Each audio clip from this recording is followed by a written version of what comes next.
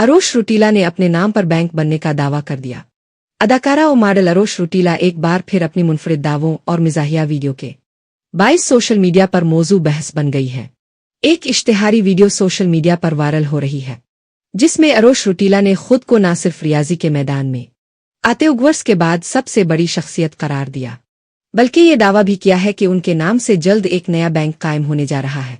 Video में अरोश ने साथ ही अदाकार को ये भी बताया कि उन्होंने एक नया रियाजी का मसला हल किया है, जिसकी वजह से उनकी दौलत दुगनी हो गई है।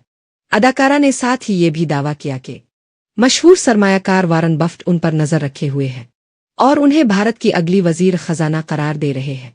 वीडियो क्लिप में जब एक वेटर उनके लिए मशहूर फ्राइड चिकन लेकर आती है, तो अरोश हंसते हुए कहती है, अरोश फ्राइड चिकन लॉन्च करते हैं।